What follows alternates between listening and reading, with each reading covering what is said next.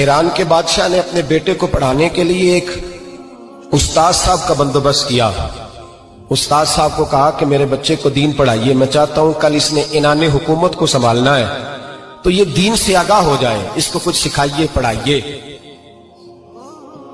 بہت نیک بزرگ بڑے درویش عالم پڑھانے لگے، اسباق مکمل ہو گئے، دین کے اسباق قرآن مجید پڑھایا، احادیث طیبہ کا درس دیا، اصول فقہ سے روشناس کرایا۔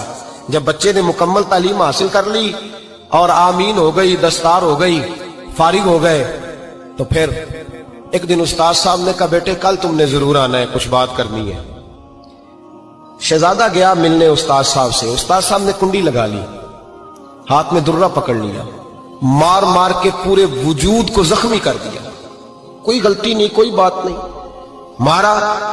اب بچہ آیا آ کے بادشاہ سلامت سے کہا کہ ابا جی سمجھ نہیں آئی، بڑا مارا ہے استاد۔ تو سیانے تھے نا بادشاہ، یہاں تو قاری صاحب روز کٹہرے میں کھڑے ہوتے ہیں، مولوی صاحب آپ نے میرے بچے کو کیوں مارا ہے؟ آپ 8,000 کے مولوی ہیں، میرا کئی کروڑ کا بچہ ہے، سویرے بدل لیں گے، خبردار آپ نے بچے کو ہاتھ لگایا، اپنی حیثیت میں رہے معاذ اللہ۔ جو قومیں استادوں کو کٹہروں میں کھڑا کرتی ہیں وہ ترقی نہیں کر پاتی، جو استادوں کو کٹہروں میں روز کھڑا کرتے ہیں۔ کہا ابا جی بڑا مارا ہے، تو والد بڑے سمجھدار تھے، کہنے لگے بیٹا استاد باپ ہوتا ہے، وہ زیادتی نہیں کرتا، کوئی بات ہوگی میں تیرے استاد کو کٹہرے میں نہیں بلاؤں گا۔ اماں سے بات کی، اماں کہنے لگی بیٹا میں تیرے باپ سے کیسے بات کروں، ڈر رہا تھا۔ وقت گزر گیا، 22 سال بیت گئے، 22 سال گزر گئے، بادشاہ کا انتقال ہوا، شہزادہ تخت پہ بیٹھا، پہلا حکم یہ دیا کہ میرے استاد کو بلاؤ، پہلا حکم۔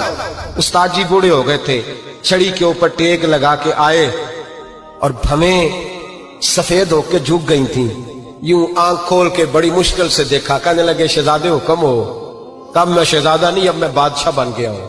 استاد جی 22 سال بیت گئے، آپ نے مارا تھا، پر وہ درد چونکہ زیادتی کی تھی، میرا قصور کوئی نہیں تھا، تو نہ میری روح سے درد گیا ہے نہ میرے جسم سے گیا ہے، میں بے اختیار تھا، پوچھ نہیں سکتا تھا، آج با اختیار ہوا ہوں۔ سب سے پہلے پہلا حکم آپ کو دیا، بلایا ہے، بتائے کیوں مارا تھا، کیوں مجھے مارا تھا، میری زیادتی بتائے۔ تو استاد، بوڑھے استاد کی آنکھیں آنسوں سے بھر گئیں، کہنے لگے بیٹے بس آج کے دن کے لیے مارا تھا، یہ جو دن آ گیا نا میری زندگی میں اس لیے مارا تھا، یہ میں چاہتا تھا میری زندگی میں وقت ہے، آج کے بس میری مراد پوری ہو گئی۔ کہا صاحب کس لیے، مجھے بھی سمجھائے۔ آپ فرمانے لگے کتنی دیر ہو گئی تجھے مار کھائے ہوئے، کتنا زمانہ بیت گیا؟ کہنے لگا 22 سال۔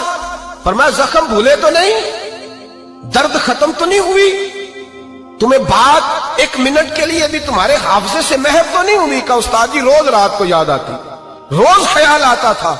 استاد کہنے لگے بھائی تو بے اختیار تھا، پوچھ نہیں سکا، 22 سال تجھے یاد رہا، مجھے پتا تھا تو ایک دن حکمران بنے گا، میں نے تجھے اس لیے مارا تھا کہ بیٹے یاد رکھنا، کسی پہ ظلم نہ کرنا، اگر تجھے 22 سال تک یاد رہا ہے تو جس پر تو ظلم کرے گا اسے بھی قیامت تک یاد رہے گا، اور یہ یاد رکھنا تو آج با اختیار ہوا تو تو نے مجھے بلا لیا ہے، قیامت کے دن غریب با اختیار ہو جائیں گے، مظلوم با اختیار ہو جائیں گے، وہ با اختیار ہوں گے للہ الواحد القہار، رب کریم کی بارگاہ کے اندر ان کا اختیار ہوگا، اکیلے اللہ کی حکمرانی ہوگی، پھر وہ بلائیں گے بڑے بڑے کج کلا، دنیا میں جن کی پگڑیاں اونچی تھی وہ سر جھکائے کھڑے ہوں گے، دنیا میں جو ڈکٹیٹر بنتے تھے ان کی پشتیں لال ہوں گی، ان کو غدار لکھا جائے گا، قیامت تک نہیں بھولے گا۔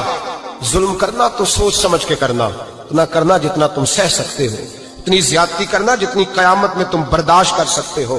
میرے نبی کریم صلی اللہ